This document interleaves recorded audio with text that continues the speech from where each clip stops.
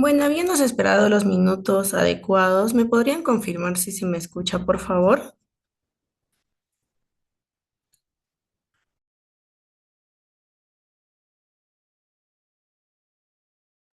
Sí, te escuchamos. Listo, muchas gracias, doctor, muchas gracias, participantes. Bien, espero todos estén teniendo una linda noche, chicos, y reciban un cordial saludo de parte del Centro de Formación y Capacitación CEFOCAP. Espero se encuentren muy bien el día de hoy. Se les da la bienvenida a este nuevo curso especializado dictado por el doctor perdón, por el doctor Frank Almanza Altamirano, abogado que actualmente desempeña la función de fiscal superior provisional como coordinador nacional de las fiscalías especializadas en materia ambiental y reconocido por sus libros en la materia de derecho penal. El curso de hoy se llama Procesos Especiales, Proceso Inmediato de Terminación Anticipada y Colaboración Eficaz. Doctor Almanza, usted tiene el uso de la palabra. Linda noche. Buenas noches con todos. Gracias por la presentación. Bueno, vamos a dar inicio el día de hoy a esta segunda sesión que vamos a tratar de que sea más breve porque no tenemos seguramente la cantidad de participantes que normalmente asisten. Debo entender porque estamos celebrando San Valentín, ¿verdad? A eso se debe de ver. La gente está celebrando San Valentín, me cuentan, desde hace 2 días.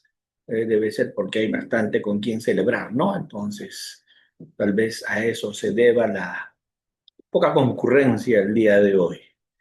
Pero igual, la función debe continuar, así que vamos a continuar con nuestra sesión como siempre lo hacemos. Eh, yo en el chat estoy muy atento a todo lo que ustedes van conversando, a todo lo que ustedes me van diciendo. Y bueno, espero que me confirmen si me escuchan bien. Evelyn por ahí me dice, Bert, yo estoy atento al chat, es la forma que vamos a tener de comunicarnos el día de hoy, ¿sí? Así que también muchas gracias a los que activen sus cámaras.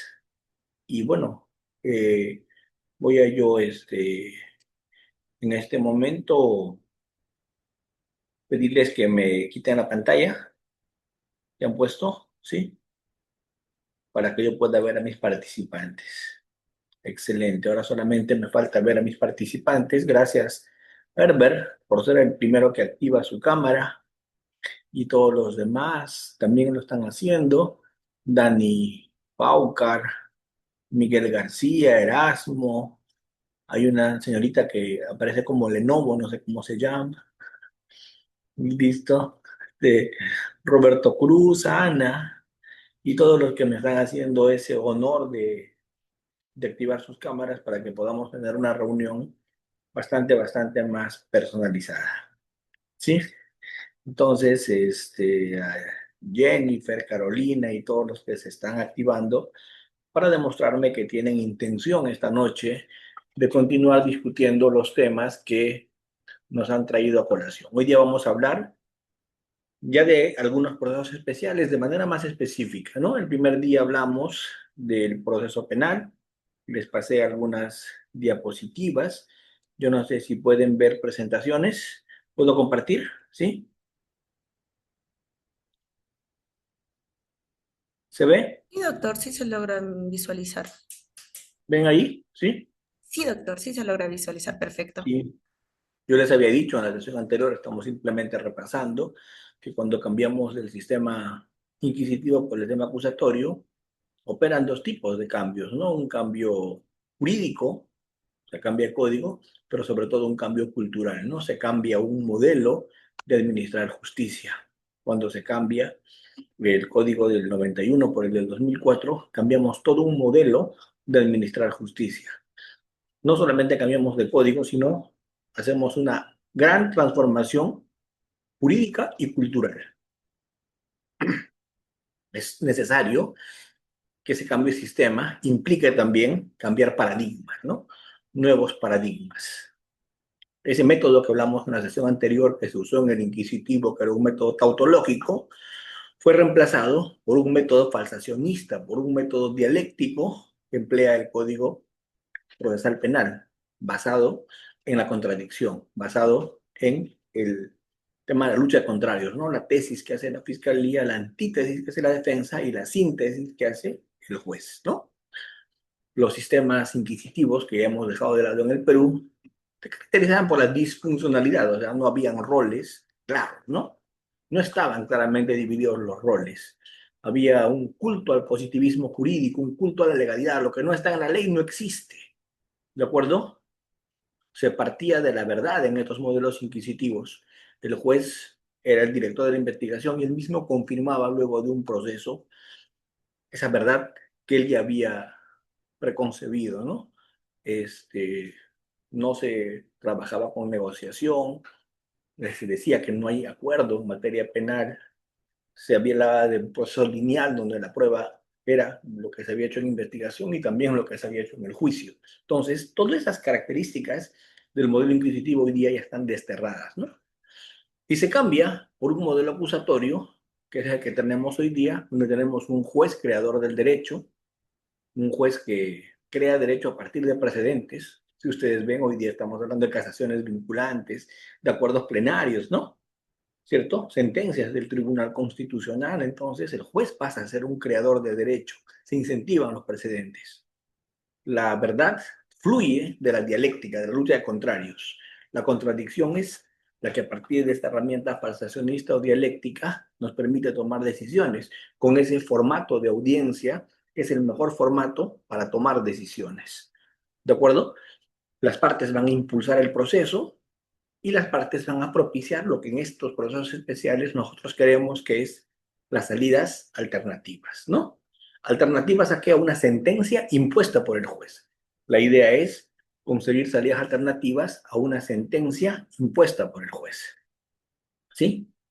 Todos los principios que habíamos conversado en la sesión anterior, hoy los vamos a hablar un poquito, eran principios orgánicos y principios procesales.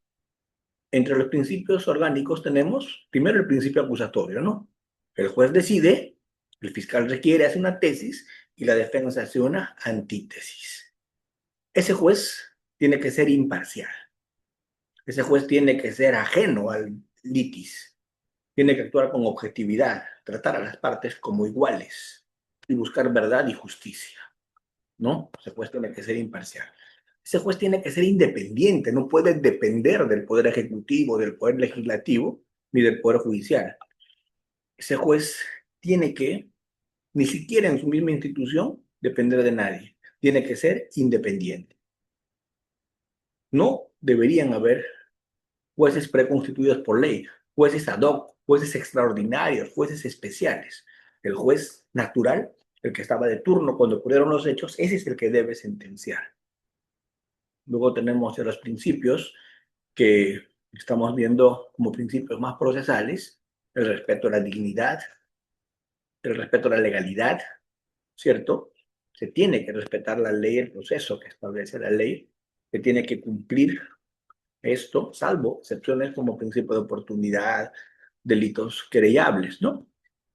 La tutela judicial efectiva, yo en el Perú prefiero no hablar del debido proceso. El debido proceso no me gusta usarlo como principio en el Perú. Yo prefiero hablar de la tutela judicial efectiva, que es más de corte eurocontinental. El término debido proceso tiene que ver con un modelo angloamericano, pero en el Perú hablamos de tutela judicial efectiva, que casi implica lo mismo que el debido proceso, ¿cierto? Motivación, igualdad, acceso a la jurisdicción, derecho a los recursos, celeridad, establecimiento de los derechos. En el Perú creo que es más técnico hablar de tutela judicial efectiva. El derecho sustancial siempre debería prevalecer por las formas y el derecho a la defensa es irrestricto, ¿no? Desde las etapas iniciales. Todo esto que le estoy explicando aplica para procesos especiales, ¿sí? Todo lo que estoy explicando, ¿de acuerdo? La defensa tiene derecho desde el contradictorio a hacerlo preliminar, preparatoria, juzgamiento. Para que la defensa pueda hacer su función, tiene que conocer la imputación. De lo contrario, ¿de qué se defiende? Y puede oponerse, puede impugnar, puede refutar todo lo que se plantea.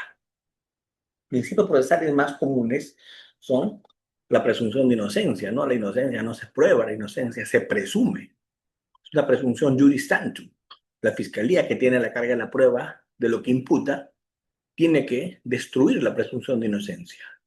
La condena se tiene que basar en una valoración razonable de los medios de prueba debatidos. Más allá de agua, razonable. ¿Sí? Es la pirámide normativa la que se tiene que respetar con la Constitución a la cabeza. ¿Cierto? No está permitida la autoincriminación. El procesado tiene derecho a guardar silencio. No se le puede obligar a que declare, ¿no? Tiene derecho a guardar silencio. Ahora, lo que no tiene es derecho a mentir. Eso es un absurdo que tenga derecho a mentir. Tiene derecho a guardar silencio, pero si habla, todo lo que diga puede ser usado en su contra. Se puede construir un caso con su propia declaración. ¿Qué quiere decir eso? Que si renuncia a su derecho a guardar silencio, lo que diga puede ser usado en su contra. Ya conversamos también sobre principios de inmediación entre el juez y las fuentes de información, entre el juez y las partes, la contradicción que es lo más importante que hay entre la fiscalía y la defensa, que permite hacer interrogatorios, contrainterrogatorios, oposiciones, argumentaciones, refutaciones, la continuidad, la rapidez que tienen que haber, y esto también inspira procesos especiales como el proceso inmediato, ¿sí? La publicidad, para que cuando algo se hace de manera pública, por lo general sale mejor, todo lo que se haga sea conocido por las partes, por los ciudadanos, ¿sí? Y la oralidad que les había dicho la sesión pasada, no necesariamente es un principio, porque el código le llama principio, pero la oralidad es una herramienta de comunicación que facilita ciertos principios. Sí, es una herramienta de comunicación que facilita ciertos principios. Las audiencias se registran mejor cuando son orales, ¿sí? Y todos estos principios, ¿dónde están? En el título preliminar del Código Procesal Penal. ¿De acuerdo? Y el título preliminar sirve de base para entender todo el código. Cuando una norma del resto del código colisiona con el título preliminar, se prefiere el título preliminar. ¿De acuerdo? Los principios siempre van a ser mandatos de optimización, criterios de optimización, de interpretación de toda la normativa. El código, en el artículo 10, dice que el título preliminar tiene jerarquía respecto a las demás normas del código. El artículo 10 tiene esa característica. El título preliminar tiene prevalencia, tiene jerarquía sobre las demás normas del código. ¿Sí? Miren el 10 que les pongo allí que dice, las normas que integran el título prevalecen sobre cualquier otra disposición de este código y serán usadas como fundamento y fuente de información. ¿De acuerdo? ¿Cuáles son los principios? Ya les dije, tutela judicial efectiva, debido proceso, que yo prefiero llamarle tutela judicial, ¿sí? Porque prefiero yo usar eso del acceso a los tribunales. Yo tengo derecho a acceder, tengo derecho a que lo que se resuelva se cumpla. Efectividad de reuniones judiciales, tengo derecho al recurso previsto, ¿cierto? Tengo derecho de acceso a ser parte cuando accedo al tribunal, que se prevalezca lo que pido frente a las formalidades, favor actions, y que me comuniquen todo lo que se hace en el proceso. Si yo soy parte en el proceso, tengo derecho a constituirme como agraviado, en actor civil, como tercero civilmente responsable, como defensa del procesado, hasta con la autorización de este, para ejercer todo cuanto me favorezca. ¿De acuerdo? La idea es el antiformalismo. No se puede rendir culto a las formalidades. Todos los defectos procesales deberíamos poderlos subsanar. ¿Sí? Deberíamos poderlos subsanar. Estamos citando a Roxin, por ejemplo, ¿no? Que dice que el derecho debe prevalecer respecto de las formalidades o las formas procesales. El título preliminar dice la justicia es gratuita, ¿cierto? Se debe comunicar todas las decisiones, citaciones de manera clara, para que todos no necesiten un abogado para entender, debe ser lenguaje claro, lenguaje fácilmente entendible por todos, ¿cierto?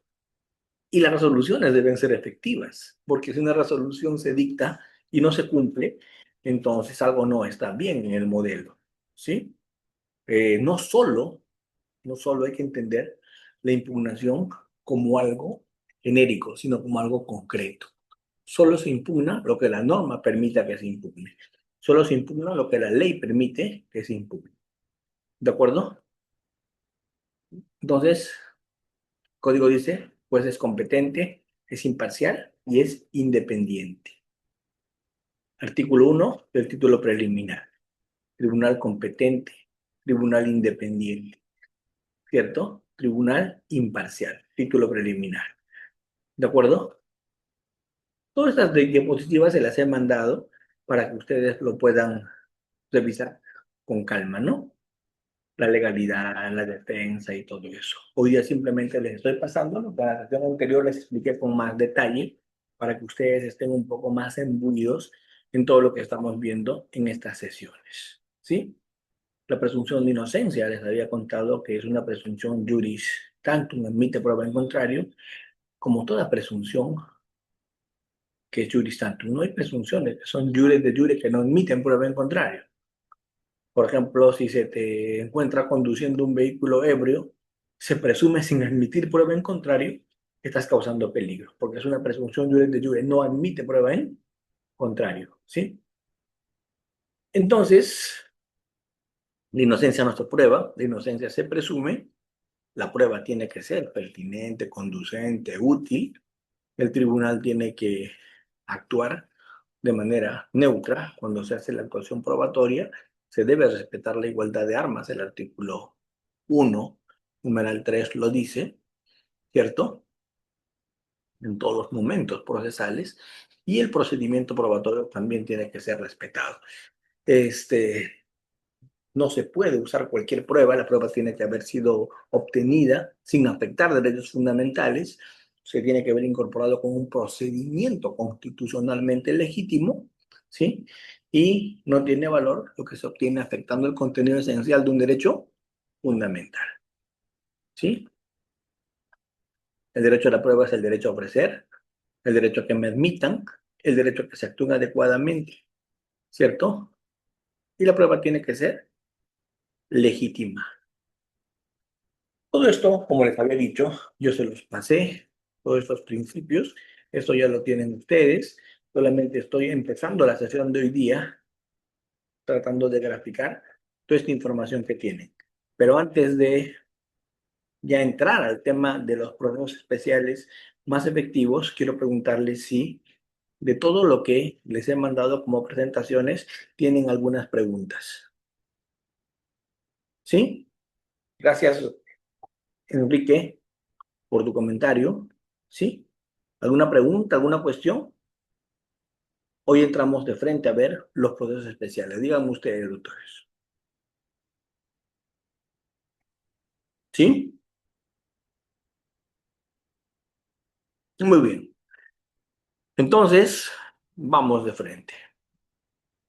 Vamos a empezar viendo un proceso que para mí es muy importante, que es el proceso de terminación anticipada.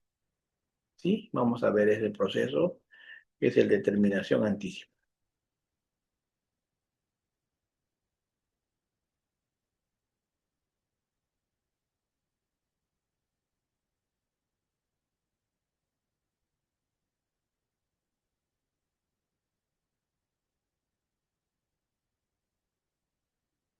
A ver,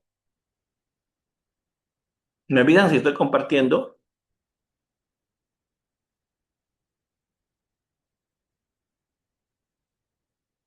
¿Estoy compartiendo? ¿Se ve? Sí, doctor, sí se logra visualizar perfectamente. Genial. Entonces vamos a hablar rapidito de de este proceso de terminación anticipada y lo vamos a un tanto comparar con la conclusión anticipada, ¿sí? Con eso vamos a hablar. De eso vamos a conversar un segundo. Muy bien. Esta terminación anticipada, vamos a tocarla primero haciendo algunas palabras de introducción, algunos conceptos básicos y luego vamos a entrar de frente en la problemática. Como todos saben, los conflictos se pueden resolver de varias formas, ¿cierto? La primera, con la autotutela, ¿de acuerdo? La autotutela es la ley del más fuerte, que viene como la ley de talión, ¿no? Ojo por ojo, diente por diente. Si me pegas, yo te pego, si me odias, yo te odio, ¿cierto? ¿No? La ley de talión, la autotutela. Yo me defiendo como puedo. La autocomposición es una solución a la que arriban las partes a través del acuerdo de voluntades. Se sientan, conversan, llegan a un acuerdo y terminan el conflicto. Y la otra forma es la de buscar a un tercero, esa es la forma heterocompositiva. Busco un tercero para que ese tercero, luego de escuchar a ambos, se incline, se decante por alguno de ellos. ¿Estamos? Esa es la heterocomposición. Eh, Estas salidas alternativas están en el nuevo código privilegiadas. La terminación, la conclusión anticipada, la colaboración eficaz, son salidas alternativas. ¿Por qué digo salidas alternativas? Porque son salidas alternativas a una sentencia impuesta por el juez. Salidas alternativas a una sentencia que se va a cumplir por la coacción del juez. ¿No? Es una salida mucho más seguramente asertiva.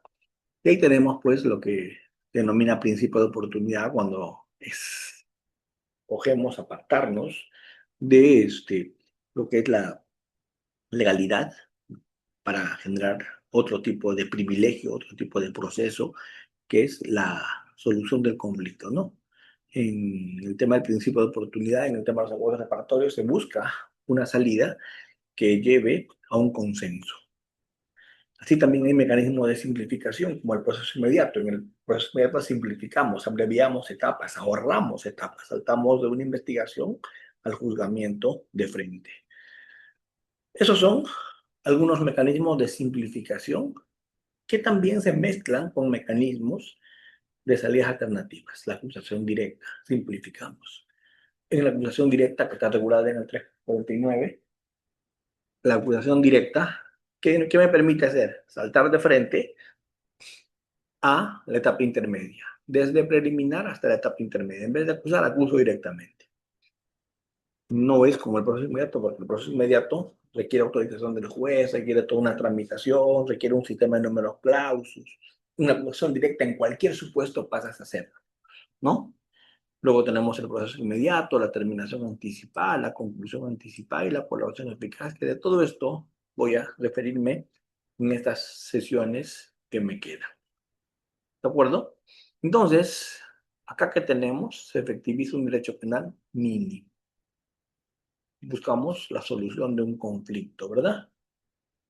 La idea es generar espacios de autocomposición, que las partes arriben a acuerdos, reparen prontamente a las víctimas, porque a veces lo más importante es que la víctima sea resarcida, la hagan curar si la han lesionado, le devuelvan sus bienes, mucho más es eso importante en algunos casos que la misma sanción, ¿verdad? Porque la víctima tiene que ser protegida y tiene que ser privilegiada. Hay que evitar estigmatización de los autores de delitos. Y siempre administrar la justicia de un modo más proporcional. ¿Sí? Entonces, vamos a explicar tres cosas acá. La primera, no tenemos grandes recursos. Y si no tenemos grandes recursos, ¿qué nos toca? Si no tenemos grandes recursos, ¿nos toca ahorrarlos bien o no? Administrarlos bien. Porque no tenemos grandes recursos. Tenemos que ser rápidos y eficaces. Usar de la mejor forma nuestros pocos recursos que tenemos. Si tenemos pocos recursos, tenemos que administrarlos de la mejor forma. Y la terminación anticipada es lo primero que vamos a mirar. El primer proceso especial que vamos a mirar. ¿Sí? ¿Sí? Denme un minuto, por favor, para cargar mi laptop, que está descargando y me voy a quedar sin poderme comunicar con ustedes. Un minuto nada más. Máximo dos.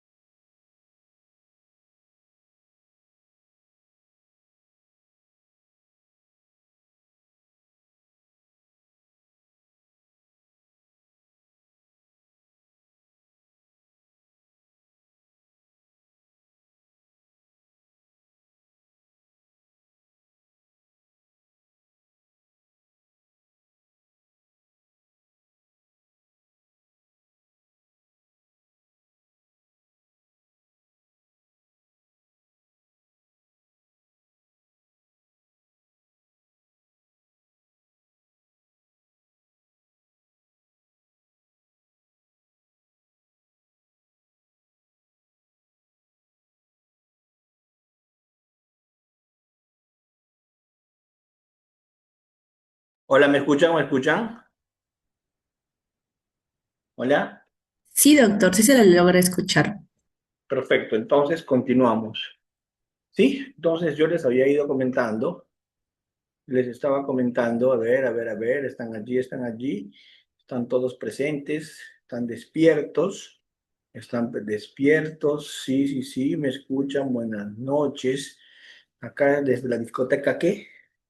Bueno, cada uno escucha desde donde cree conveniente. Muy bien, seguimos. Perfecto. Entonces, yo que les había dicho que hay que optimizar nuestro manejo de recursos, ¿no? Y esta es aplicación de análisis económico del derecho, costo-beneficio. Si tengo menos, tengo que ser más prudente en el gasto, ¿verdad? Cuando hablamos de terminación anticipada, ¿cierto? Vamos a ver que es una figura que viene desde el 94, o la ley 26.320, que se empieza a poner en nuestra legislación. Tiene sus propias normas. Lo que busca la terminación anticipada es simplificación procesal. Recuerden siempre esta palabra. Lo que busca la terminación anticipada es simplificación procesal. ¿Cierto? ¿A partir de qué? De una justicia penal negociada, basada en un principio de consenso. Busca evitar un proceso penal innecesario, solución más rápida, más pronta a partir de un acuerdo, ¿cierto? En el que ha primado el consenso, el acuerdo. Y no se hace un proceso penal innecesario porque nos podemos poner de acuerdo, podemos llegar a un acuerdo sobre qué, sobre los aspectos que tienen que ver con penas, reparación civil, consecuencias accesorias, ¿no? Vamos a ver, esta terminación anticipada, ¿qué requiere? Requiere que se pongan de acuerdo, discutan y arriben un acuerdo el fiscal con el imputado. Se le escucha al actor civil, se le escucha al tercero civilmente responsable, pero quien tiene que llegar a un acuerdo es el fiscal y el imputado. ¿De acuerdo? El tercero civil se le escucha, al actor civil se le escucha, pero ellos no tienen que llegar al acuerdo. Lamentablemente es una única oportunidad que tienes para hacer terminación anticipada. O lo haces en esa única oportunidad o ya no se puede. No hay dos oportunidades para hacer terminación anticipada. La oportunidad para hacer terminación anticipada es única, por única vez. ¿De acuerdo? Ante el juez. Pero para esa terminación anticipada tienes que hacer reuniones alternativas, reuniones preparatorias informales. ¿De acuerdo? Tienes que hacer reuniones preparatorias informales. Y luego recién acudes ante el juez. Haces reuniones informales y luego recién acudes ante el juez. ¿Dónde las reuniones informales? Las reuniones informales las tienes que hacer normalmente en el local de la fiscalía, en algún pasadizo del Poder Judicial tal vez, o en el penal, pero no se me ocurre una reunión informal en una cantina, ¿no? Con unas cervezas. Ya eso ya sería demasiado informal esa reunión, ¿verdad? ¿No? ¿Cuántas reuniones informales? Las que sean necesarias hasta que te pongas de acuerdo. ¿Quiénes tienen que reunirse? El abogado, el fiscal y, desde el caso, el procesado, ¿cierto? ¿Cuándo? Hasta antes de la acusación. Se puede negociar durante toda la investigación preparatoria. ¿De acuerdo? ¿Qué ámbitos debe contener la negociación en terminación? Acordar pena, acordar reparación civil, acordar consecuencias accesorias, comisos, responsabilidades respecto a personas jurídicas y el carácter efectivo o suspendido de la pena. ¿De acuerdo? ¿Cómo se tramita? Se hace una solicitud de parte, se puede hacer una solicitud conjunta, un preacuerdo, ¿de acuerdo? Se realiza este, esto a partir de un traslado que se hace y se lleva a cabo la audiencia. La audiencia. ¿Cómo es esa audiencia y terminación anticipada? Es muy simple. Se expone cargos por el Ministerio Público, el fiscal hace saber la imputación. Para que haya determinación anticipada en esa audiencia, se le tiene que demostrar al juez que el procesado está de acuerdo con la imputación fiscal, ¿cierto? O sea, el fiscal imputa cargos. El abogado le tiene que haber instruido a su cliente para que en ese momento acepte los cargos.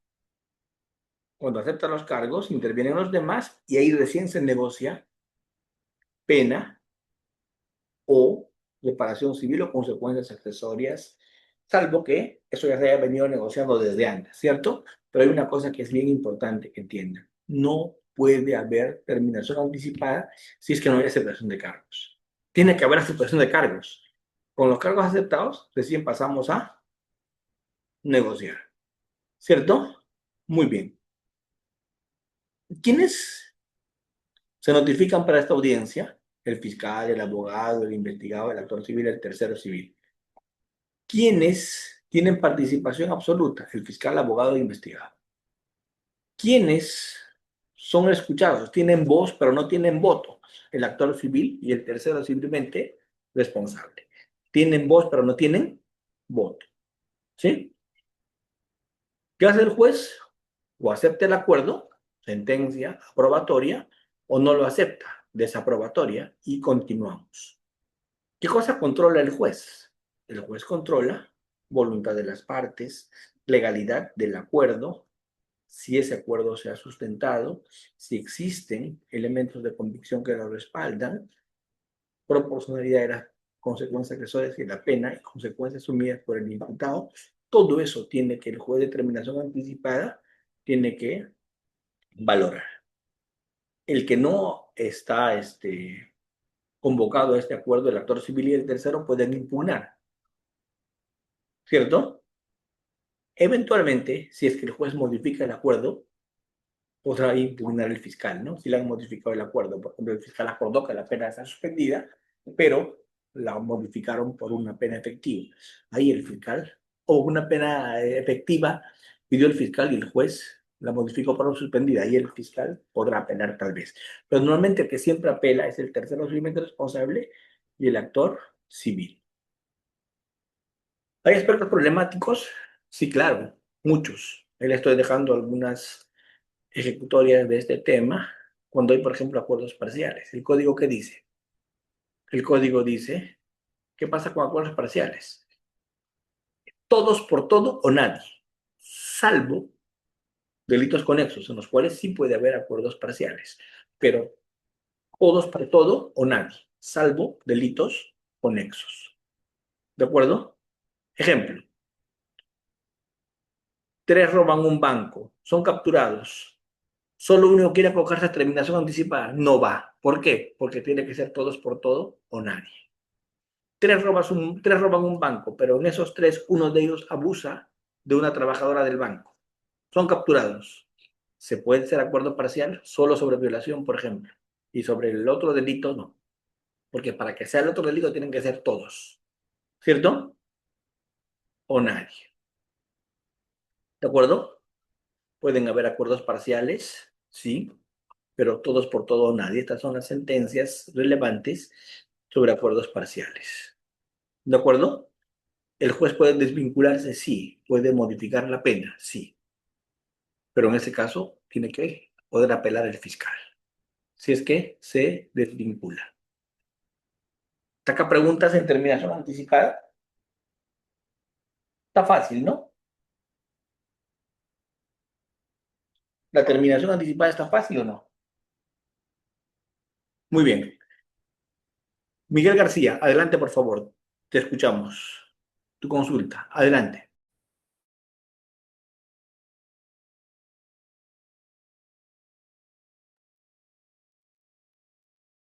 Te escuchamos.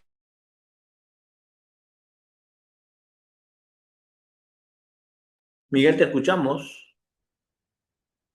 Miguel y María Angélica quieren preguntar. Adelante.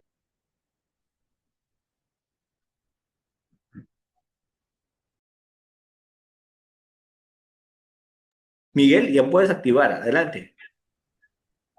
¿Se puede escuchar? Te escuchamos, Miguel. Adelante. Ok, gracias. Por ejemplo, en el 468, creo que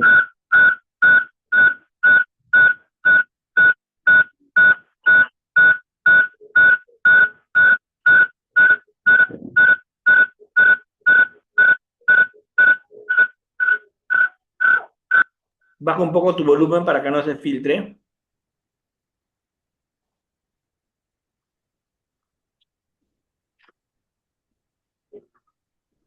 Ahora sí.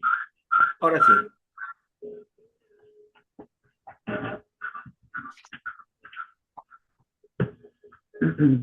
Creo que ahora sí, ¿verdad? ahora sí, ahora sí. Por ejemplo, en el 468, un Sí. momento.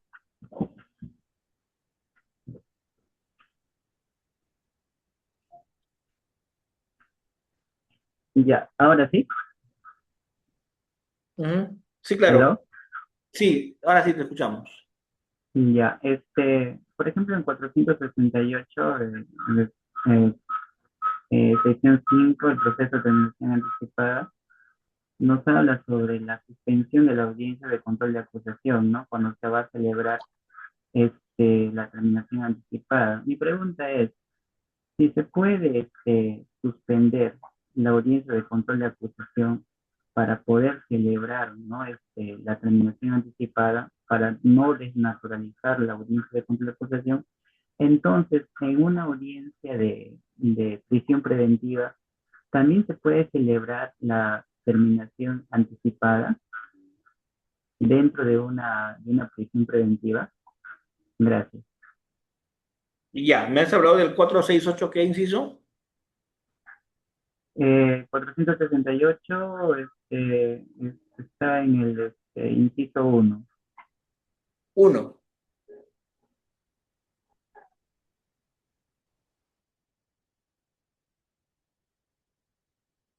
Ya, o sea, en una prisión preventiva no puede haber terminación anticipada, no se puede suspender una prisión preventiva para hacer terminación anticipada. ¿De acuerdo? En todo caso, se decreta la prisión preventiva y se puede programar una audiencia de terminación anticipada. Y en esa audiencia de terminación anticipada se puede acordar una pena con pena suspendida, en cuyo caso pues deja sin efecto la prisión preventiva porque ya hay sentencia. Pero normalmente jamás pues el fiscal va a pedir una prisión preventiva y el juez la va a dar cuando la pena es mínima, ¿no? Entonces el supuesto es un poco irreal, ¿no? ¿Sí? Miguel, excelente. Gracias, Miguel. ¿Alguien más quería preguntar, me parece? No. Vamos rápido entonces con la conclusión anticipada. En la conclusión anticipada ya estamos hablando del juicio. Y en la conclusión anticipada, como ya terminó la etapa intermedia, ya terminó la etapa de ofrecimientos probatorios, en la terminación anticipada no se puede hacer acuerdos parciales. Pero en la conclusión anticipada, como ya estamos pasada la etapa intermedia, en conclusión anticipada sí se pueden hacer acuerdos parciales. ¿De acuerdo? 372 del Código Procesal Penal. Busca lo mismo, la conclusión anticipada, descarga, justicia más oportuna, más rápida, más célere, una decisión consensuada y todo lo demás. El 372 es bien simple. El juez le pregunta al acusado si admite los cargos. Si el acusado admite los cargos, el juez le dice que ha concluido el juicio y solamente se va a discutir pena, reparación civil, consecuencias accesorias, carácter efectivo o no de pena. Y solamente en esos puntos controvertidos se va a debatir y a partir de allí se van a actuar pruebas de ser el caso y sobre eso se va a sentenciar. Si son varios acusados y solamente admite uno, solo con ese se hace la conclusión anticipada y con los demás el juicio sigue. ¿De acuerdo? Algunas casaciones, como la casación 1136-2016 de Arequipa, les estoy dejando, donde más o menos se verifica diferencias entre terminación anticipada y conclusión anticipada. La terminación se hace hasta antes de la acusación, hasta la etapa intermedia. La conclusión únicamente en el inicio del juicio oral. La terminación se hace en una audiencia privada, la conclusión es una pública. ¿Cuál es el beneficio?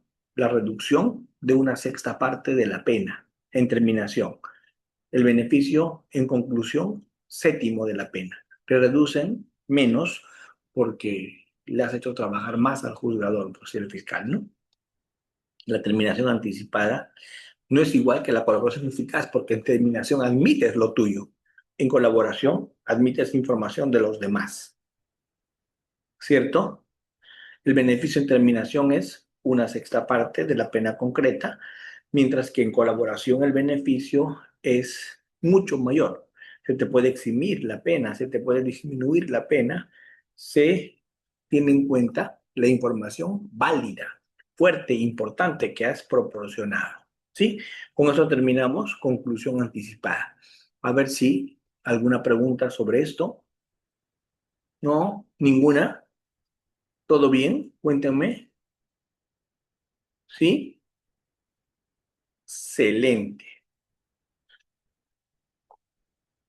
A ver, me preguntan por ahí, ¿la terminación anticipada es en todos los delitos? Sí, claro, en todos los delitos. Absolutamente en todos los delitos. En algunos delitos se dice que no se da beneficios, pero eso es un absurdo, hay que ser bien estúpido para llegar a un acuerdo si no te van a dar un beneficio, ¿verdad? Eh, Delitos de corrupción también, ¿no? ¿Cierto? Muy bien. ¿Hay alguien que ha levantado la mano? ¿Sí? A ver, vamos Doctor Almanza, adelante, por favor. ya, por ejemplo, haciendo una comparación, la terminación, anticipada, a diferencia de la conclusión anticipada, es que en la terminación hay un consenso, ¿no? Entre el imputado y la fiscalía. Pero en esta conclusión anticipada es un acto unilateral, pues, ¿no? De parte del procesado. Yo quiero saber si este acto unilateral del procesado, el fiscal está, supeditado, ¿no? Está conminado a, aceptar, la disposición del imputado, o él se puede oponer, o en qué extremos él se puede oponer. Gracias, doctor.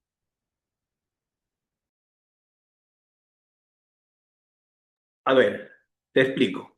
Mira, escúchame, el tema es mucho más simple de lo que parece. A ver, el fiscal hace una imputación y cuando hace su alegato de apertura, el fiscal expresa esa imputación. Sobre esa imputación le preguntan al procesado si la acepta o no. Y como usted bien dice, unilateralmente dice, la acepto. Se acabó. La imputación del fiscal está aceptada. ¿Qué se va a poner el fiscal? El fiscal está feliz. El fiscal imputó, ¿cierto? Y el procesado aceptó la imputación.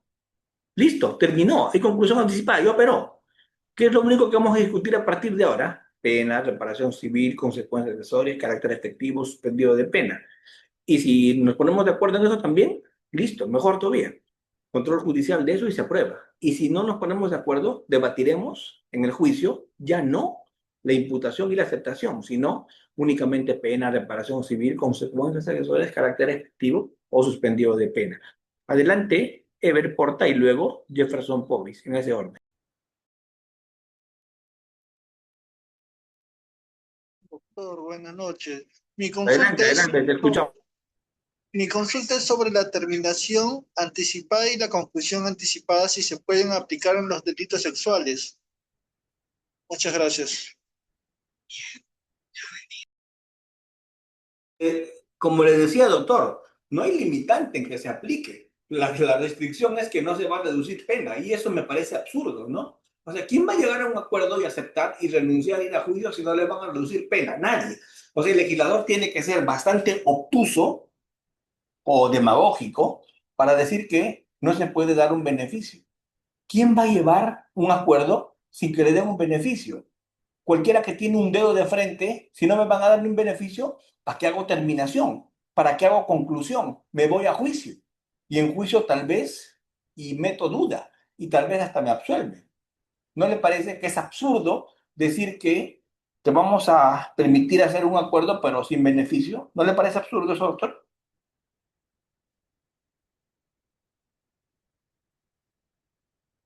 Doctor Jefferson, adelante, Jefferson. Muy buenas noches, doctor Almanza. En cuanto, doctor, sobre de mí mi pregunta, Es si, por ejemplo, en este caso, si, por ejemplo, son varios acusados, en este caso, por ejemplo, que se están en juicio oral, si uno de ellos nomás puede irse a conclusión anticipada y los otros dos irse a juicio, o tienen que, también igualito como la terminación anticipada, aceptar los tres.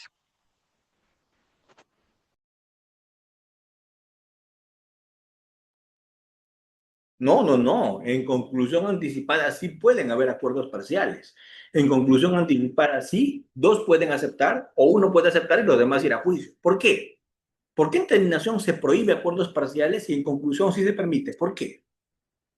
En terminación, porque estamos antes de la etapa intermedia. Entonces, como estamos antes de la etapa intermedia, no se quiere que acepte cargo uno y el que tal vez es responsable no acepte y ese que aceptó vaya al juicio como lavandería, a lavarlo al otro, ¿cierto? A limpiarlo. Entonces, no se permite el acuerdo parcial. Sin embargo, en el juicio sí se pueden hacer acuerdos parciales porque ya no se puede ofrecer medios probatorios, ya pasó esa estación del testigo impropio que va a hacer la bandería respecto de los demás. ¿Se entiende? Esa es una de las razones, aparte de la que establece la ley, ¿no? No sé si le respondí, doctor Pobis. Esperemos que sí. Excelente. Doctor Basilio y luego el doctor Ponce. Sí, doctor, muchas gracias, buenas noches. Doctor, a propósito del testigo impropio y a propósito de los acuerdos parciales que pueda suscitarse en el marco de un juicio, quisiera consultarle lo siguiente. Es cierto que el testigo impropio está regulado en algún acuerdo plenario, propiamente en la ley, salvo usted me corrija ahora, en la ley procesal no hay una nomenclatura, ¿no?, de testigo impropio. Sin embargo, la pregunta es, en caso esta persona haya declarado alguna situación que va a reforzar la imputación del Ministerio Público, y el Ministerio Público frente al hecho inusitado, es decir, frente al acuerdo, a la conformidad parcial, dice, bueno, en su momento no lo ofrecí, pero ahora que se ha dado esto, entonces, y además, como ha sostenido aquello, lo voy a llamar como testigo impropio y mi sustento es el acuerdo plenario 2-2005. Pero la persona sostiene que no quiere declarar y que le asiste a él el derecho todavía de un procesado, de un imputado y que puede hacer uso de su derecho a guardar silencio en cualquier estado. Usted, doctor, ¿cómo, en caso tenga esa necesidad de que él declare, cómo fundamentaría ante el juez para que el juez se vea compelido y disponga que esta persona rinda declaración ante el fiscal? No, o sea, lo que pasa, doctor, es que, a ver, tenemos que ir por partes. Si estamos hablando de un testigo que es un testigo es un testigo. Un testigo no puede guardar silencio a menos que lo ampare la no autoincriminación. Esto es que le están preguntando cosas que lo podrían afectar a él, en cuyo caso ese testigo no tiene la obligación de declarar. Pero de lo contrario, el testigo no tiene derecho a guardar silencio. El único que tiene derecho a guardar silencio es el procesado. Pero si ya termina su condición de procesado y ese procesado, que ya no está en condición de procesado, porque ya ha sido sentenciado y su sentencia está firme, podría declarar y sería un testigo impropio. ¿Por qué? Porque propiamente no es un testigo, propiamente es un procesado. ¿De acuerdo? Por eso es que se llama testigo impropio. Pero bien, si lo llaman a declarar y lo admiten, ya él no tiene derecho a guardar silencio, porque ya no está declarando en un proceso en su contra. Él tiene derecho a guardar silencio cuando tiene su condición de procesado y está pendiente la decisión sobre si es culpable o inocente. Ahí tiene derecho a guardar silencio. Pero si la decisión sobre si es culpable o inocente ya se dio y estamos en el juicio y lo ofrece y el juez lo admite, ya no tiene derecho a guardar silencio. Tiene derecho a un abogado como testigo seguro, pero no tiene derecho a guardar silencio. ¿Por qué? Porque su condición jurídica como procesado ya está resuelta, ya está definida, es cosa juzgada. Sobre nuevos hechos tal vez se podrá querer callar si es que lo van a vincular, pero sobre todo lo demás tiene la obligación de decir la verdad. Y si guarda silencio, su derecho como procesador no le alcanza porque ya terminó esa su condición. Pero haberme dejado entender, doctor.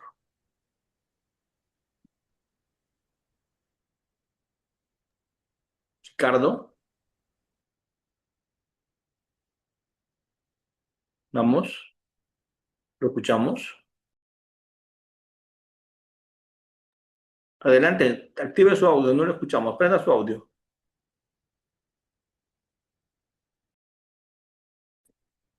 Aló, doctor Almanza, ¿cómo está? Saluda a Carlos Doctor, Ponce. Aló, ¿me escucha, doctor? le escuchamos claramente, adelante, doctor. Doctor, qué gusto volverlo a verlo después de tanto tiempo. Doctor, quisiera hacer una pregunta con un ejemplo de audiencia. Mire, en los casos de alimentos, cuando vamos a precio inmediato, se puede arribar a una acción anticipada. Generalmente la Fiscalía pide 2 años. Con la sexta parte quedaría 1 año y 8 meses, para que las personas paguen un periodo de prueba por la misma pena, si se puede, ¿no? 1 año y 8 meses. Pero muchas veces los imputados quieren renunciar a la sexta parte y que se los condene por 2 años. ¿Por qué? Porque tendrán más tiempo de fraccionar su deuda y así poder pagar en más cuotas. La pregunta es, si ellos se acogen a una terminación anticipada, ¿pueden renunciar a ese beneficio premial que la ley les otorga?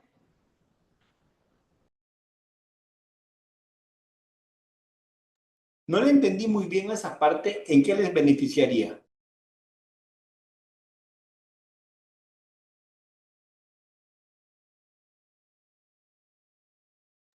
¿Me escucha, doctor? No entendí muy bien la parte de en qué les beneficiaría. No entendí muy bien esa parte.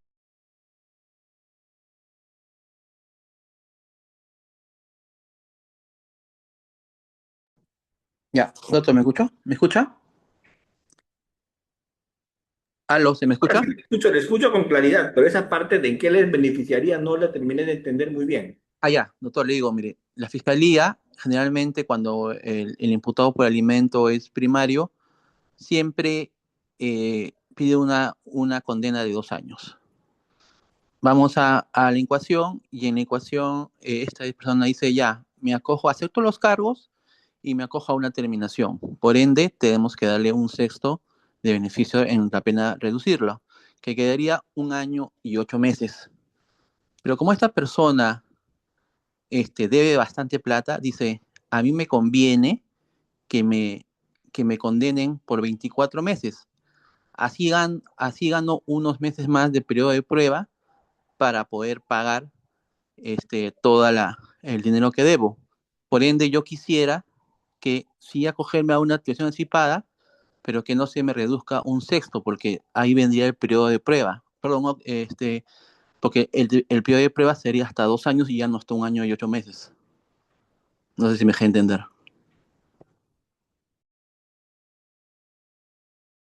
Sí, absolutamente. Lo entiendo. Es muy claro. Pero el tema sería, yo puedo pactar un plazo mayor de periodo de prueba. Yo puedo pactar en esta terminación anticipada un tiempo mayor para pagar. No me tengo que sujetar a un periodo de prueba establecido normativamente si el juez me lo puede cambiar. Porque yo le explicaría al juez la logicidad. Señor juez, yo quiero una pena tal, ¿sí? Para yo terminar con esa mi condición, pero necesito un periodo de prueba mayor.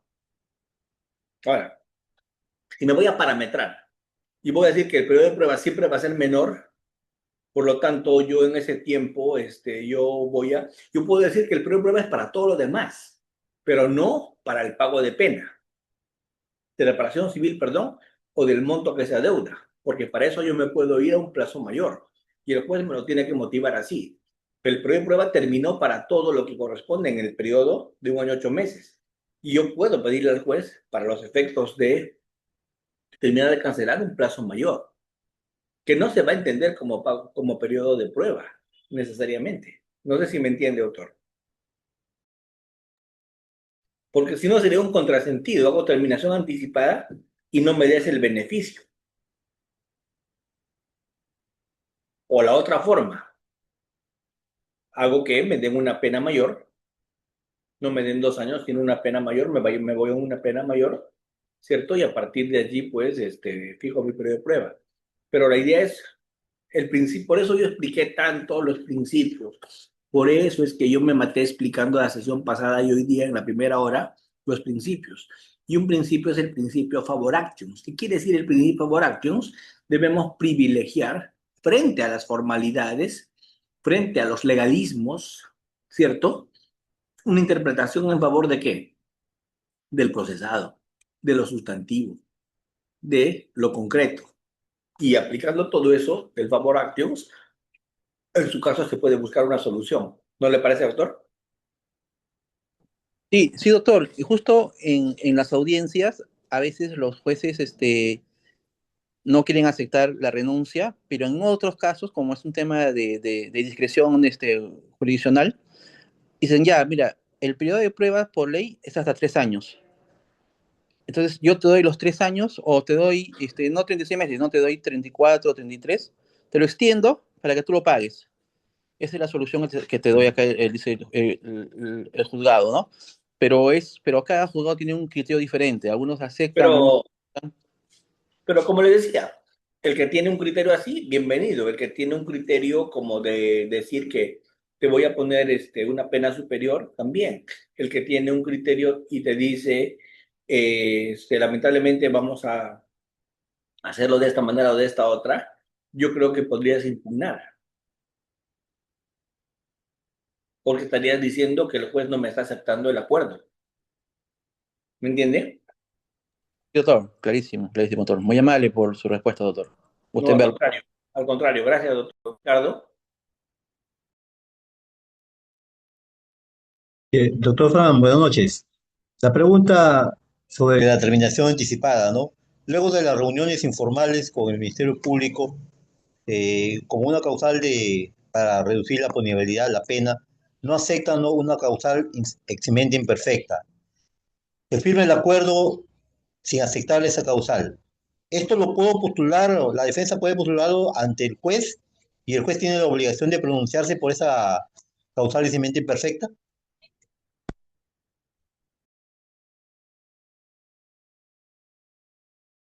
No, no hay forma, doctor. Porque, ¿qué ocurre? Porque nos estaríamos metiendo ya en algo que para mí es muy complicado, que es, no estamos aceptando la imputación tal cual. Y para que haya terminación, ¿se tiene que aceptar la imputación o no? Si yo digo, hay una eximente imperfecta.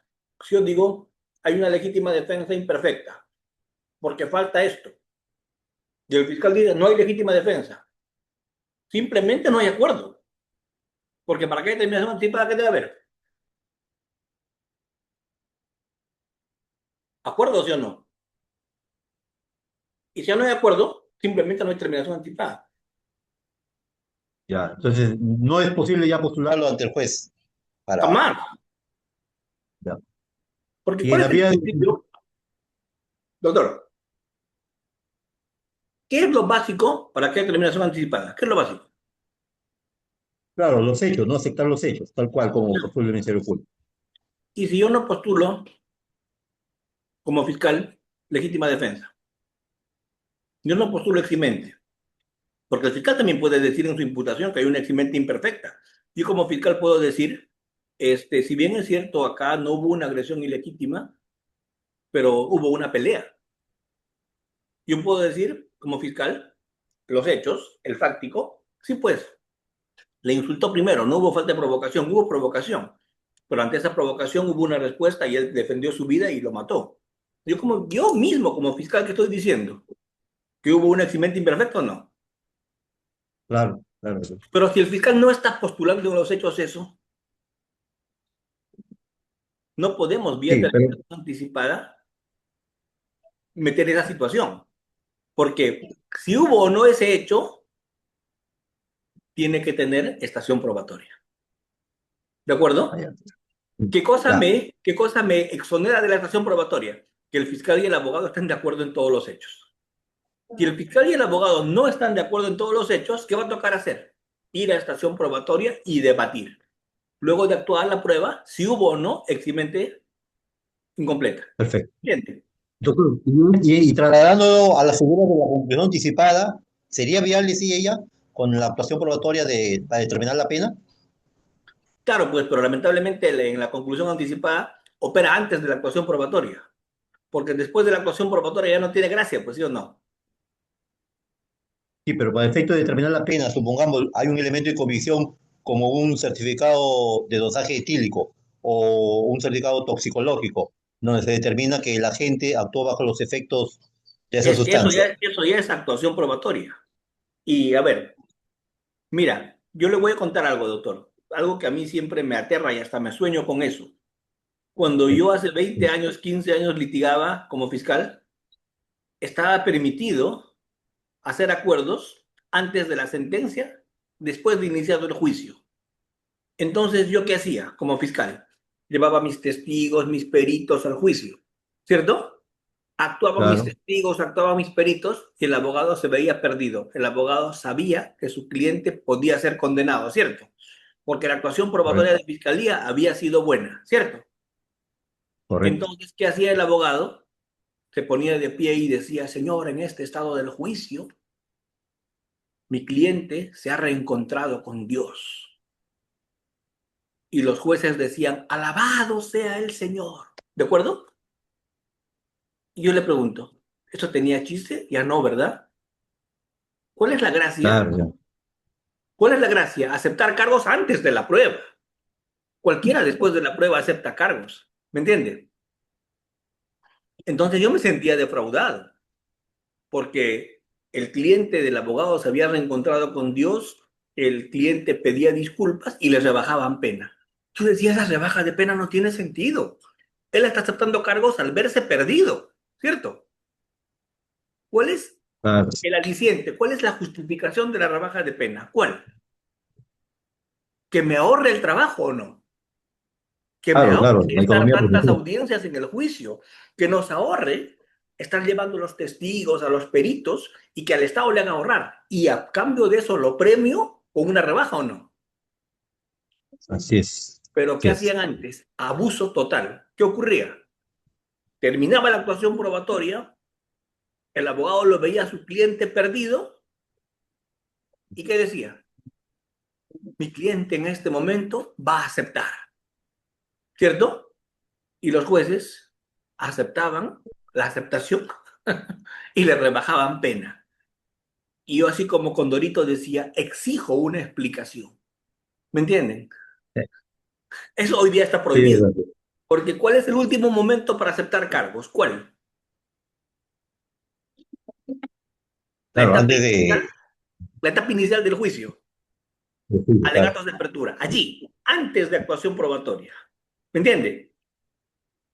así es, Siempre correcto. mentalícense en una cosa.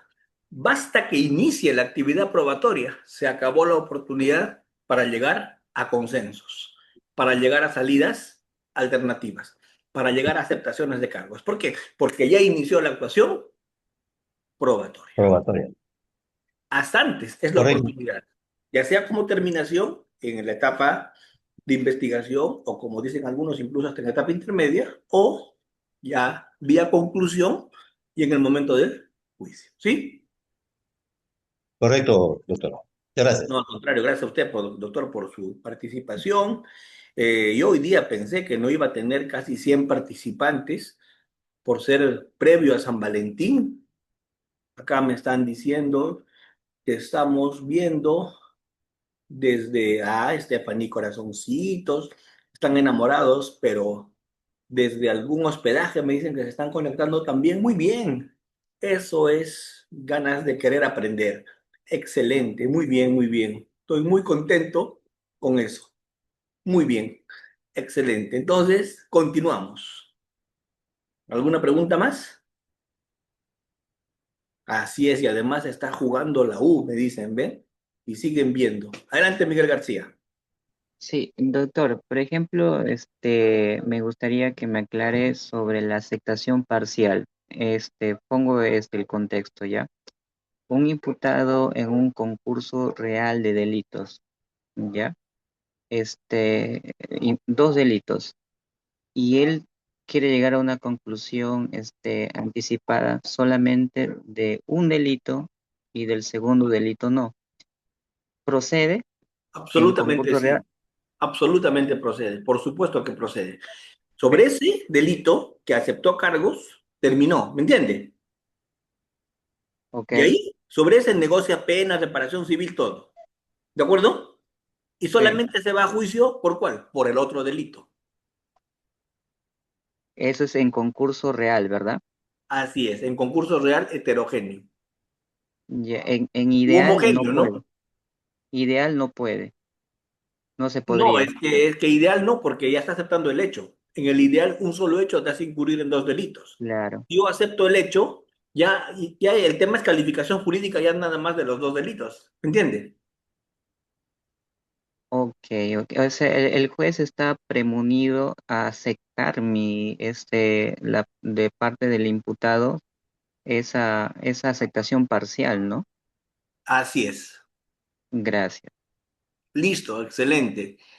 El doctor Guevara está haciendo celebración anticipada. Qué bueno, doctor. El que hace celebración anticipada alguna razón debe tener. Muy bien. Gracias, doctor, por la aclaración. Jefferson Pobis, adelante, doctor. Sí, doctor. En cuanto yo, doctor, tenía preguntas si, por ejemplo, volviendo a mi pregunta anterior, si uno de los imputados, por ejemplo, ya prácticamente acepta el cargo, ¿eso va a influenciar en lo que viene siendo la condena o en la sanción de los otros coautores en este caso, por ejemplo, o no influye en nada? Y también algo más que quería preguntarle es si, por ejemplo, ya hay pruebas o el delito es evidente. ¿El fiscal podría rechazar lo que viene siendo de la terminación o la conclusión anticipada, o forzosamente tiene que aceptar? No, o sea, lo que pasa es que, a ver, el beneficio por terminación anticipada, así haya prueba evidente, así haya prueba contundente, así haya flagrancia, le van a dar. El beneficio por terminación anticipada siempre lo va a recibir el procesado. Lo único que no le van a dar es el beneficio por confesión sincera, porque para que te den el beneficio por confesión sincera, no tiene que haber flagrancia. Para que te den el beneficio por confesión sincera, no tiene que haber prueba contundente. Entonces, ese procesado no va a recibir beneficios por confesión sincera, pero sí va a recibir beneficio por terminación anticipada. ¿De acuerdo? Sí, doctor. Eso es muy importante lo que usted acaba de decir, porque vamos, si me han agarrado en flagrancia, ¿qué relevante tiene que yo confiese? A mí qué me importa como fiscal que confieses si te hemos agarrado en flagrancia. Te han agarrado armado hasta los dientes, con el dinero escondido en tu ropa. A mí qué me importa que confieses. Si tengo prueba contundente, te he agarrado en flagrancia. No te voy a reducir un día por confesión sincera, pero sí te voy a reducir, ¿por qué? Te voy a reducir por terminación anticipada o por conclusión anticipada. Ese beneficio sí te lo voy a dar, no el de confesión. Doctor Basilio, adelante.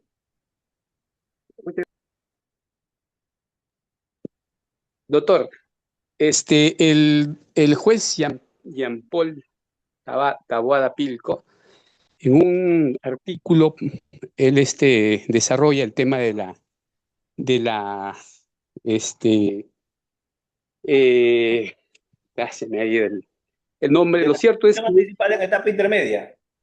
no, aparte de eso que también lo ha desarrollado, él habla de la, de la confesión sincera compleja, ahí está. Él habla de la confesión sincera compleja.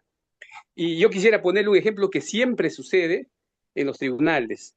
Hay procesados que ciertamente son intervenidos en flagrancia, con las manos en la masa, no hay vuelta que darles, los elementos los indican, pero estas personas, por ejemplo, suelen dar información de terceros intervinientes sin someterse a un proceso especial de colaboración eficaz, ¿no? En su declaración dice, mira, también previo a esto, los que se han fugado, los que no han sido identificados y se han fugado en este robo que a mí solamente me han agarrado, son fulano y vengano, con nombre propio, la dirección, señala cuál era el rol de uno, del otro, y gracias a esa información que lo ha dado de forma espontánea, la policía y la fiscalía dan el paradero, empiezan a sacar la ficha RENIEC y la Gravía dice, sí, efectivamente, estas dos personas también han participado y lo reconozco.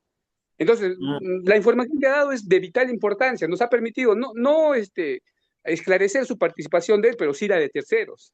Y ahí es cuando Jean-Paul Tabada Pilco, no en el ejemplo que le pongo, pero en otro tipo de casos, habla de la confesión sincera compleja.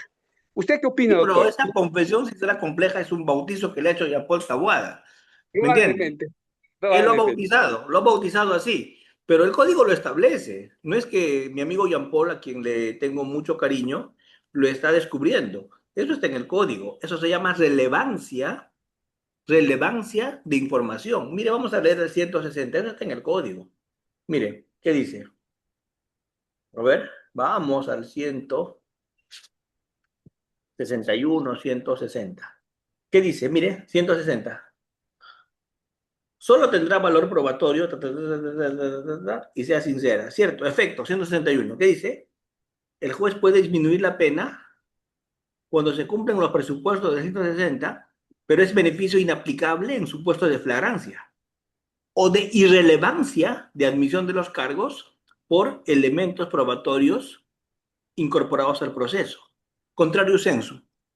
Hay flagrancia, pero hay relevancia de hechos probatorios. Lo que me va a dar es relevante.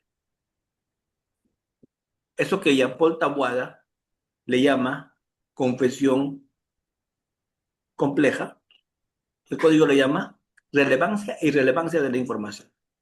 ¿Se entiende? Sí, doctor, sí. Claro, pero claro, a Jean-Paulcito le gusta ponerle en la pila bautismal nombrecitos a las figuras, ¿cierto? Lo cual es interesante, pero bueno. ¿Ya? Listo. Avancemos, ¿les parece?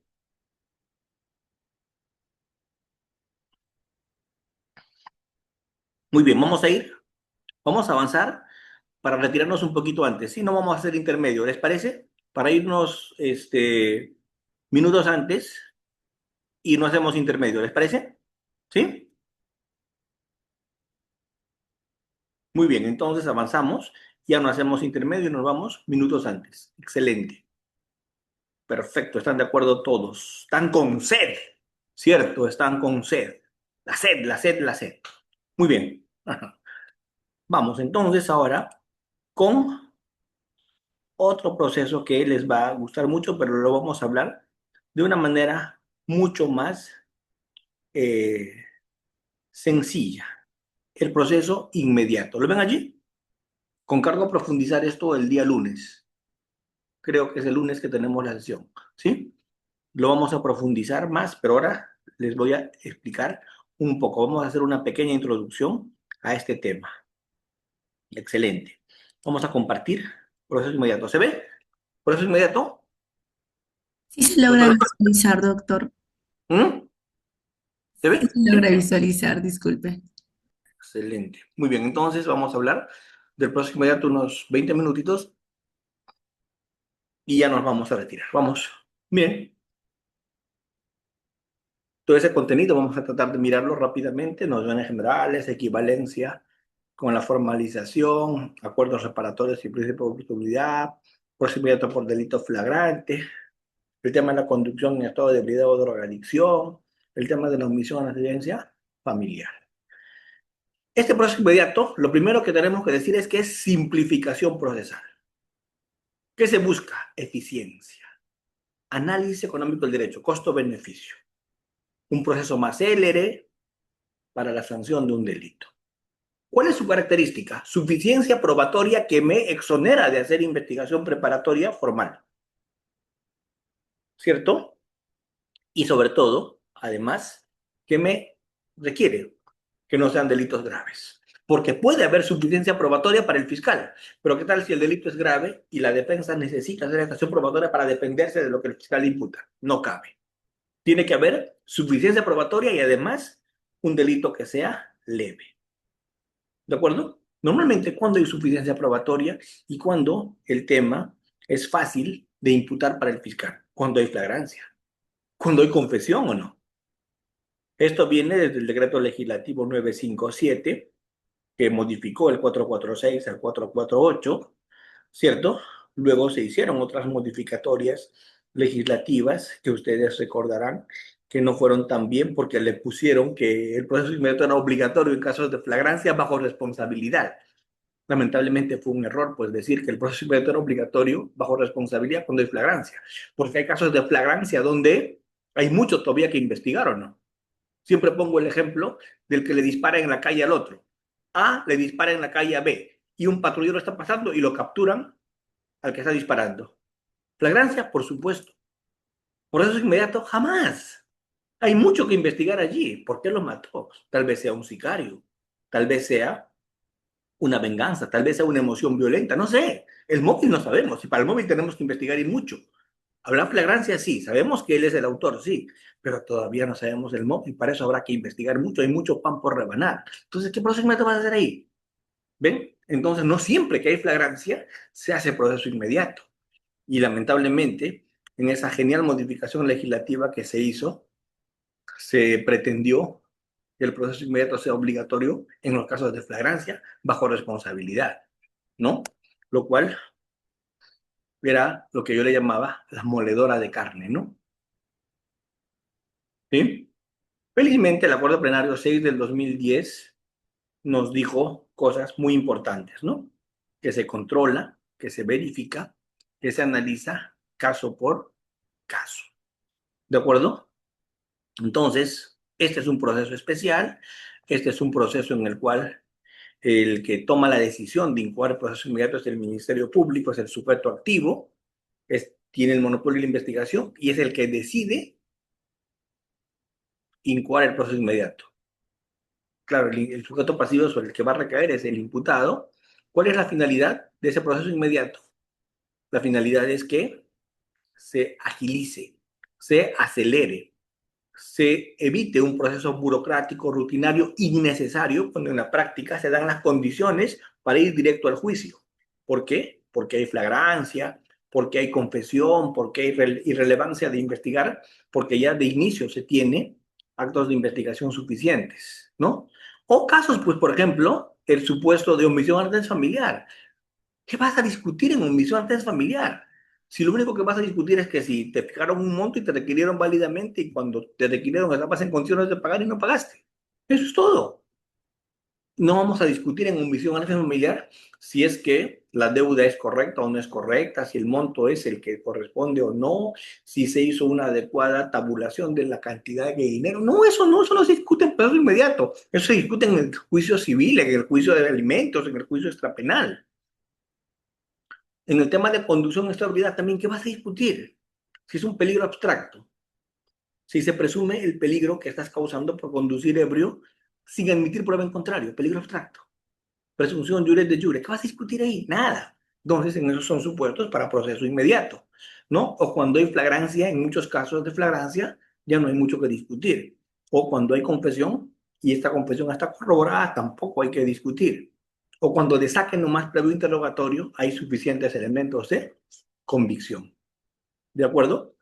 Hay una equivalencia de la formalización con la formalización para efectos de suspender prescripción. ¿De acuerdo? ¿Sí? No es lo mismo proceso inmediato que acusación directa.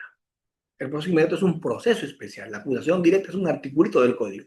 El proceso inmediato te manda hasta el juicio. La acusación directa te manda a la etapa intermedia.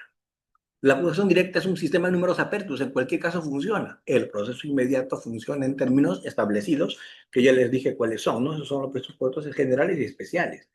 La acusación directa es en cualquier supuesto. El proceso inmediato requiere un traslado, y la acusación directa no. ¿De acuerdo? Al final ambos son simplificación procesal, la acusación directa y el proceso inmediato. Es importante entender que el acuerdo reparatorio y el principio de oportunidad en algunos casos no son requisitos de procedibilidad. Se dijo que sí, pero no, porque hay resoluciones que ya han fijado esta discusión, ¿de acuerdo? Que dicen que los requisitos de procedibilidad están establecidos expresamente en la norma, ¿de acuerdo? Esto, que es algo que yo quiero hacerles notar a ustedes, es que no siempre que hay flagrancia, no siempre que hay flagrancia, hay proceso inmediato. porque puede que haya flagrancia, pero haya mucho que investigar aún. Puede que haya flagrancia y no necesariamente se incoe proceso inmediato. Pero sí se puede incoar proceso inmediato cuando hay flagrancia, cuando es un caso sencillo, cuando el fiscal no tiene nada más que investigar, salvo que no medie oposición. ¿De acuerdo? Salvo que no medie oposición. ¿Cuáles son las salidas alternativas? El principio de oportunidad y el acuerdo reparatorio, ¿cierto? ¿Por qué? Porque hay acá acuerdo, ¿no? Y en terminación anticipada y colaboración también hay acuerdo, pero eso se vincula más ¿con qué? Con la simplificación junto con el proceso inmediato. Este principio de oportunidad está regulado en la norma, artículo 2 del Código, cuando hay falta de necesidad de pena, cuando hay falta de merecimiento de pena, delitos de bagatela. La falta de necesidad es cuando hay afectación, autoafectación de la gente, cuando hay mínima responsabilidad por causas de eximentes imperfectas. Un acuerdo reparatorio es cuando en los delitos establecidos por la norma se produce una negociación. Son delitos que no afectan al interés público, son delitos que tienen la posibilidad mejor de arreglarse con una simple indemnización, el tema de lesiones, el tema de hurtos, ¿cierto? El tema de daños. Un acuerdo reparatorio podemos tener justicia más pronta, más consensuada y evitar sobrecapturar, cargar los penales o los sistemas de administración de justicia, ¿no? Entonces, penosamente hoy día se usa más acusación directa que proceso inmediato, ¿cierto? Es curioso, pero esas cosas pasan, ¿de acuerdo? Entonces, ¿qué se necesita para que haya un proceso inmediato? Evidencia delictiva, prueba evidente, y que no sea un caso complejo, una simplicidad procesal. Esos dos son los procesos materiales, son los requisitos materiales para que haya proceso inmediato. Evidencia delictiva y ausencia de complejidad. Cuando hay evidencia delictiva, delito flagrante, delito confeso, delito evidente. Cuando hay simplicidad, no es un proceso complejo, no es difícil, no es delito grave, no hay defensa afirmativa que haga que la defensa exija actividad probatoria. Porque si la defensa exige actividad probatoria porque quiere hacer defensa afirmativa, puede pedir que no se haga proceso inmediato porque la defensa también quiere una investigación para hacer actos de investigación. Pero si la defensa va a alegar defensa negativa, esto es apelar únicamente a la presunción de inocencia, al indubio pro reo, no necesita oponerse. Se puede hacer proceso inmediato. ¿Sí? Estos son los plazos del proceso inmediato por conducción en estado de ebriedad o drogadicción. Peligro abstracto, un peligro que no admite prueba en contrario, ya les dije. Flagrancia, conducción de ebriedad, omisión, tienen todos esos supuestos comunes, ¿no? Los supuestos de flagrancia están en el artículo 259, ¿cierto? Flagrancia propiamente dicha, cuasi flagrancia, presunción de flagrancia. Estos elementos acumulados durante las diligencias preliminares y previo interrogatorio son evidentes. En omisión, el tema es mucho más sencillo. ¿Por qué? Porque en la omisión se ha dado una situación. ¿Y cuál es la situación que se ha dado en la omisión? La situación que se ha dado en la omisión es una situación bastante sencilla de entender. Se fijó un monto, se le notificó al obligado para que pague y este no pagó. Se acabó. ¿Qué se va a discutir? Si se lo notificó bien, si estaba en condiciones de pagar, de repente sufrió un accidente, le dio COVID, no hay dolo, ¿cierto? Si se le notificó bien y si estaba en condiciones de pagar, se actuó con dolo cuando no pagó, punto. Eso es todo lo que se va a discutir y para eso no necesito hacer una investigación preparatoria ampulosa. ¿De acuerdo? Entonces simplemente hacemos preliminar, audiencia de incoación, el juez autoriza y se hace el juicio inmediato con los novedosos hoy día juzgados que se están haciendo para proceso inmediato. Estos juzgados que se llaman los juzgados de flagrancia. ¿De acuerdo? Que es algo que también vamos a discutir. Solo como presentación rápida de todos estos delitos que estamos haciendo. No sé si estoy compartiendo. Solo voy a dejar compartiendo en estos últimos 5 minutos que voy a hablar con ustedes. Solo voy a dejar compartiendo también algo que vamos a discutir con bastante detalle en la siguiente sesión. ¿cierto? ¿Lo ven allí? Sí, doctor, se logra visualizar perfecto. Excelente.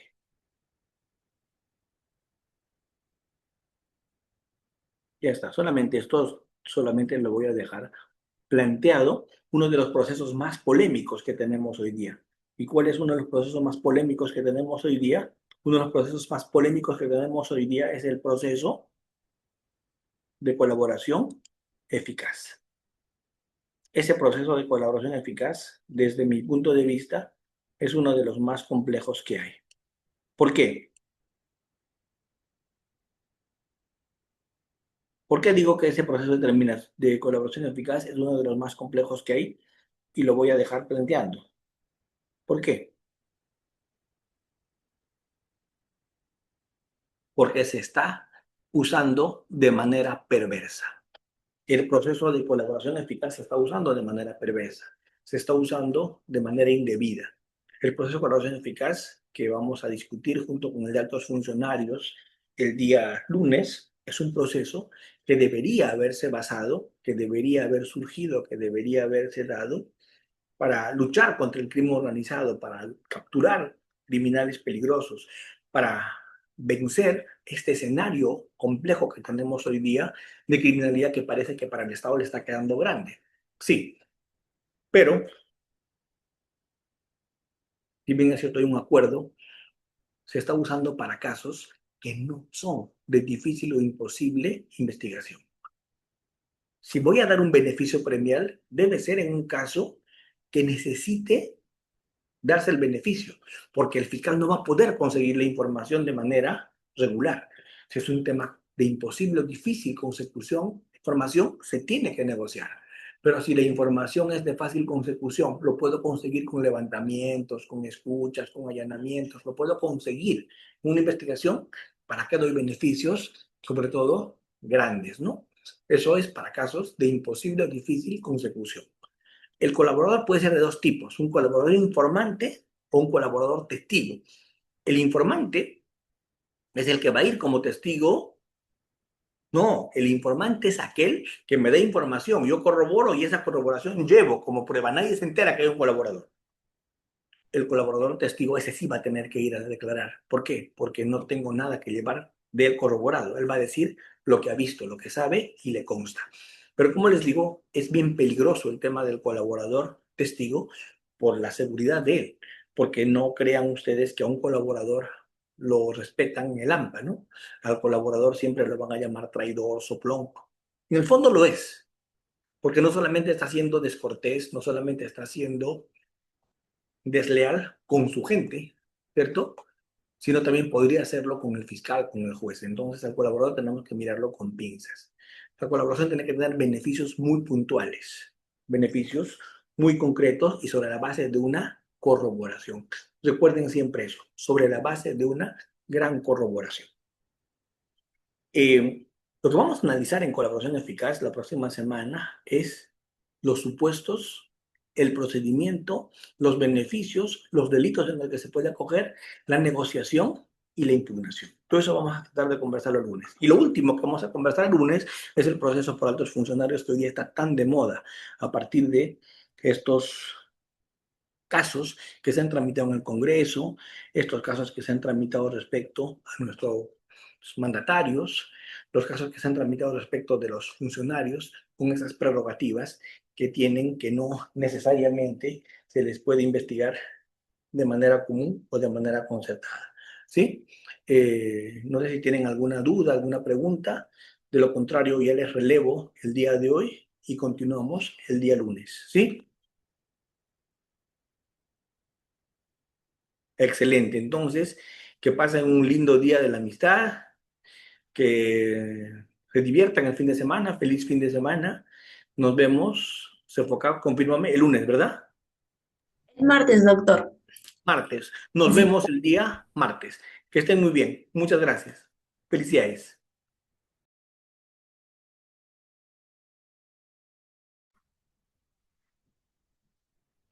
Bueno, agradecer también al doctor, sinceramente, por el excelente curso que nos ha brindado el día de hoy. Su claridad y disposición para compartir su experiencia hicieron que este curso sea más, ¿cómo decirlo?, más didáctico y muy provechoso para todos. Ha sido un gusto a cada uno de ustedes la participación, porque hoy sí hubo bastante participación más que las otras veces, y todo se debe gracias al doctor.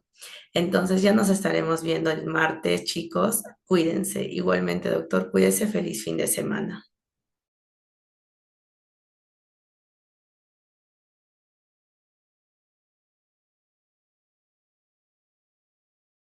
También recordarles a los participantes que si tal vez desean mayor información sobre los posteriores cursos o certificados, puedan comunicarse con nuestra asesora de ventas al número 921-531-675, que también se los estaré dejando en la cajita del chat.